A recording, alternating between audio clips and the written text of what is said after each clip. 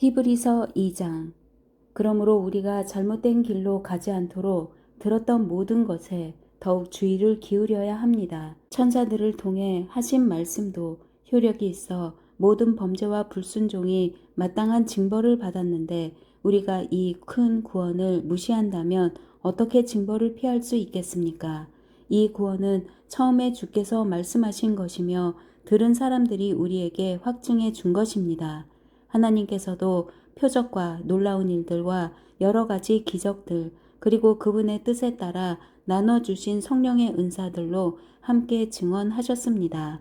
하나님께서는 우리가 말하는 앞으로 올 세상을 천사들에게 다스리라고 하신 것이 아닙니다. 그러나 누군가가 어디에 증언하며 말했습니다. 사람이 무엇이기에 그를 생각해 주시며 인자가 무엇이기에 그를 돌보십니까? 주께서 그를 잠시 동안 천사들보다 낮아지게 하시고 그에게 영광과 존귀의 관을 씌우셨습니다. 주께서는 만물을 그의 발 아래 복종하게 하셨습니다. 하나님께서는 만물을 그의 발 아래 복종하게 하심으로 그에게 복종하지 않는 것을 하나도 남기지 않으셨습니다. 그러나 지금은 우리가 아직 만물이 그에게 복종하는 것을 보지 못합니다. 다만 우리는 천사들보다 잠시 낮아지신 분, 곧 죽음의 고난을 통해 영광과 존귀로 관을 쓰신 예수를 바라봅니다. 이는 그분이 하나님의 은혜로 모든 사람을 위해 죽음을 맛보려 하심입니다.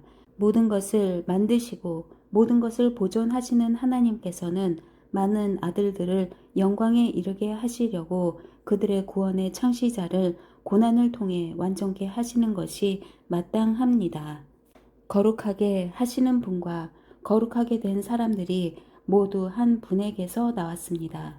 그러므로 예수께서는 이들을 형제들이라고 부르기를 부끄러워하지 않으시고 말씀하시기를 내가 주의 이름을 내 형제들에게 선포하고 교회 가운데서 주를 찬양할 것입니다 하시고 다시 내가 그를 의지하리라 하시고 또 다시 보라 나와 하나님께서 내게 주신 자녀들이다 라고 하셨습니다. 이와 같이 자녀들은 피와 살을 함께 나눈 사람들이므로 그 자신도 이와 같이 그들과 함께 속하셨습니다. 이는 죽음으로 인해 죽음의 권세를 가진 자, 곧 마귀를 멸하시기 위함이며 또한 죽음이 두려워 평생 노예로 매여 사는 사람들을 풀어주시기 위함입니다. 물론 그는 천사들을 붙들어 주시려는 것이 아니라 아브라함의 씨를 붙들어 주시려는 것입니다. 이러므로 그는 모든 것에서 형제들과 같아지셔야만 했습니다. 이는 하나님 앞에서 자비롭고 신실한 대제사장이 되셔서 백성의 죄를 대속하시기 위함입니다. 그는 몸소 시험을 받으시고 고난 당하셨기에 시험 받는 사람들을 도우실 수 있습니다. 3장. 그러므로 함께 하늘의 부르심을 받은 거룩한 형제 여러분, 우리가 고백하는 사도이시며 대제사장이신 예수를 깊이 생각하십시오. 그분은 자신을 세우신 분에게 충성하기를 마치 모세가 하나님의 온 집에서 한 것과 같이 하셨습니다. 그러나 마치 집을 지은 사람이 그 집보다 더 존귀한 것 같이 그분은 모세보다 더 큰 영광을 받기에 합당하십니다. 집마다 누군가 지은 사람이 있듯이 모든 만물을 지으신 분은 하나님이십니다. 또한 모세는 장차 하나님께서 말씀하실 것을 증언하기 위해 하나님의 온 집에서 종으로 충성했습니다. 그러나 그리스도께서는 하나님의 집에서 아들로서 충성하셨습니다. 우리가 소망에 대한 확신과 긍지를 굳게 잡으면 우리는 곧 그분의 가족입니다. 그러므로 성령께서 이렇게 말씀하셨습니다. 오늘 너희가 그의 음성을 들으면 광야에서 시험받던 날에 반역한 것처럼 너희 마음을 완고하게 하지 말라. 너희 조상들이 거기서 40년 동안 나를 불신에 시험했다. 또한 내가 행한 일들을 보았다.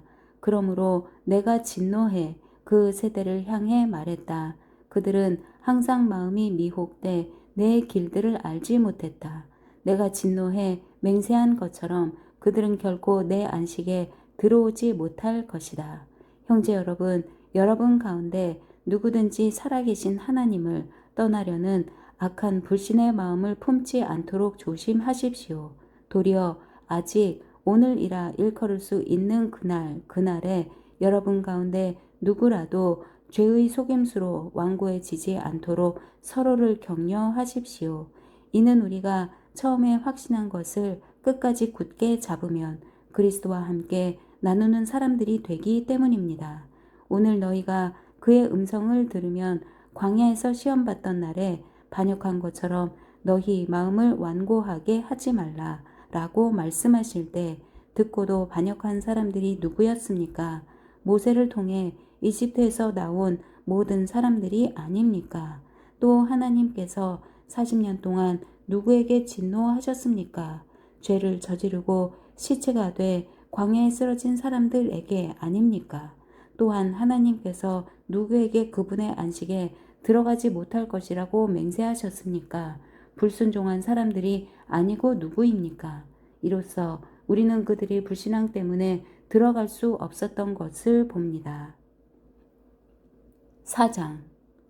그러므로 그분의 안식에 들어가리라는 약속이 남아있을 동안에 여러분 가운데 혹 누구라도 거기에 이르지 못하는 사람이 있을까 두려워합시다.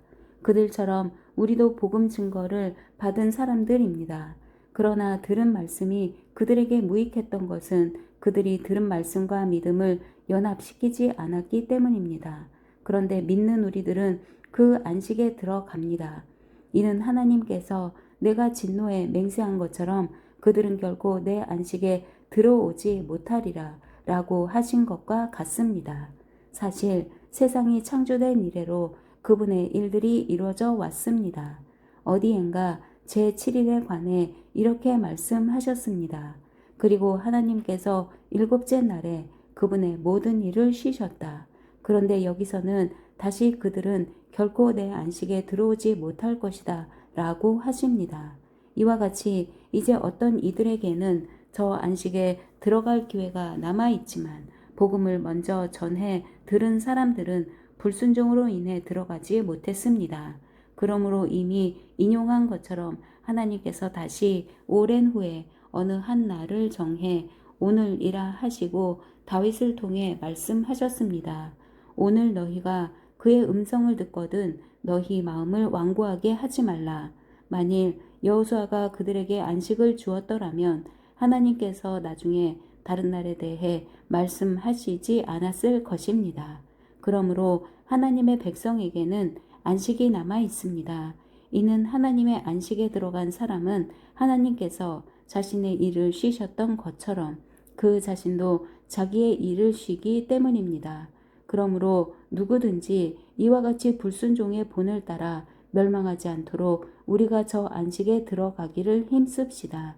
하나님의 말씀은 살아있고 힘이 있으며 양날선 어떤 칼보다도 더 예리해 혼과 영과 관절과 골수를 찔러 쪼개기까지 하며 마음의 생각과 의도를 분별해 냅니다.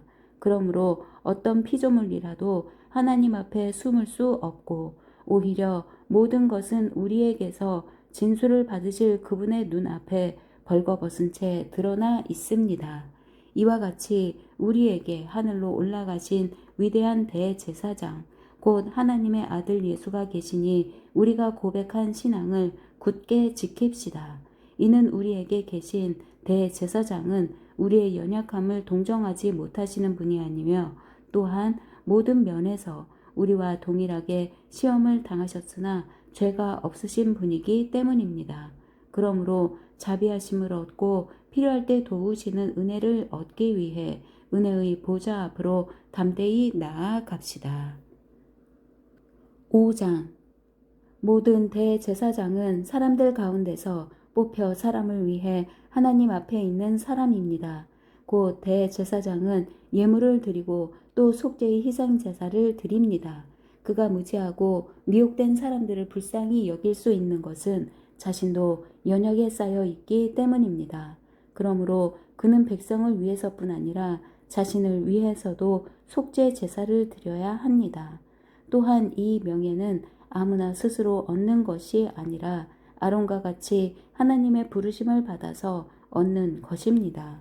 이와 같이 그리스도께서도 스스로 영광을 취하셔서 대제사장이 되신 것이 아니라 오직 그분에게 말씀하시는 분이 너는 내 아들이다. 내가 오늘 너를 낳았다. 라고 하시고 또 다른 곳에서도 이와 같이 너는 멜기세덱의 계열을 따르는 영원한 제사장이다. 라고 하셨던 것입니다.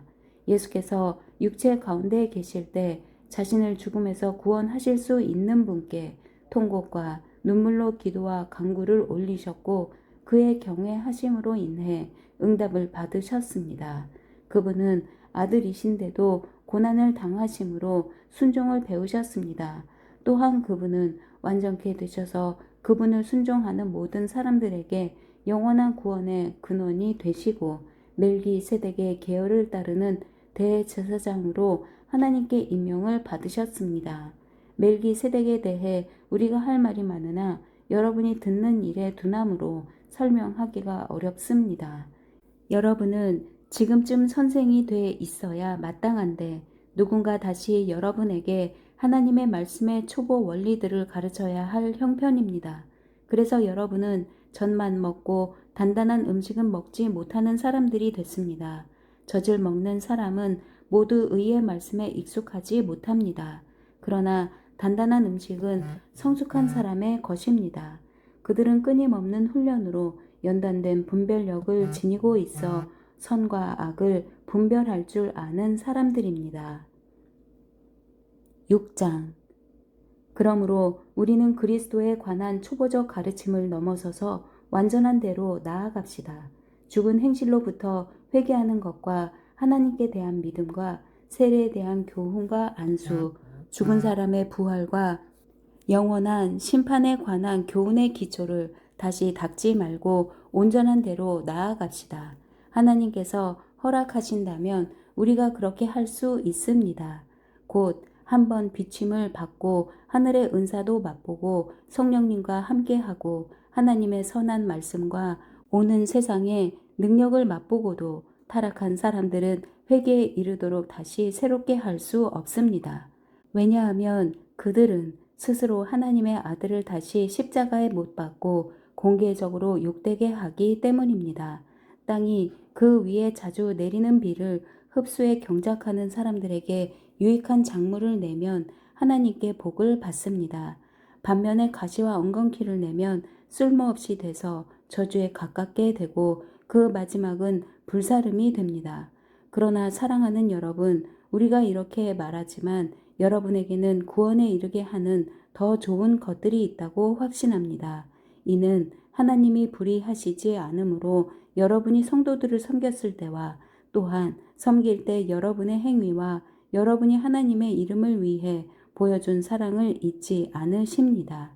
그래도 우리는 여러분 각자가 소망의 완성에 이르기까지 동일한 열심을 나타내기를 간절히 원합니다.